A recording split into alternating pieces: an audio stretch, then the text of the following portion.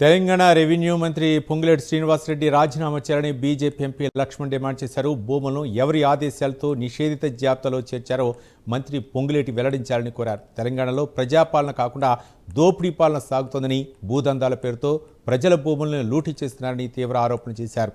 CM Revanth Reddy ఇల్లు కూడా నిషేధిత జాబితాలో చేరిందని పేర్కొంటూ రాష్ట్రంలో పరిస్థితులు ఎంత దారుణంగా మారాయో దీనితో అర్థమవుతుందన్నారు. ప్రజలు కష్టపడి సంపాదించిన భూములను నిషేధిత జాబితాలో పెట్టారని లక్ష్మణ్ ఆరోపించారు. కాంగ్రెస్ ప్రభుత్వాన్ని రియల్ ఎస్టేట్ వ్యాపారంలా నడిపిస్తున్నారని విమర్శించారు. మంత్రి పొంగులేటి శ్రీనివాసరెడ్డి క్షమాపణ చెప్పడం సిగ్గుచేటన్నారు లక్ష్మణ్. తెలంగాణలోని కాంగ్రెస్ ప్రభుత్వం కొనసాగిస్తున్నటువంటి ఈ భూ దోపిడీ, భూదందాలు, అవినీతికి పరాకాష్ఠగా చేరింది. ఇటీవల 22A నిషేధిత భూముల పేరు మీద తెలంగాణ రాష్ట్రంలో నడుస్తున్నది ప్రజాపాలన కాదు, పచ్చి దోపిడీ పాలన.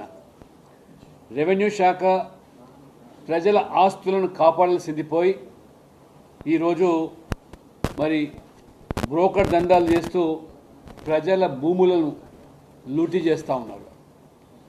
సాక్షాత్తు ముఖ్యమంత్రి రేవంత్ రెడ్డి గారు ఇల్లు 22A నిషేధిత జాబితాలో మరి చేరిందంటే రాష్ట్రంలో సామాన్యుడి, పేదవాడిది, మరి పేద రైతుల మరి వాళ్ళ ఆస్తుల పట్ల ఏ మేరకు భద్రత ఉన్నదో, మరి పరిస్థితులు దారుణంగా మారడము, ప్రజలు తీవ్ర ఆందోళనకు గురి కావడము, మరి ఎంతో కష్టపడి శ్రమించి సంపాదించుకున్నటువంటి డబ్బుతో కొనుగోలు చేసినటువంటి మరి నగరంలో, నగర పరిసర ప్రాంతాల్లో మరి ప్లాట్లు కానివ్వండి, లేదా ఇవాళ పేద రైతుల అసైన్ భూముల పేరు మీద జరుగుతున్నటువంటి ఈ దందా చూస్తూ ఉంటే ఇది పక్కా తెలంగాణలో కాంగ్రెస్ ప్రభుత్వము ఇది సంక్షేమ ప్రభుత్వం కాదు,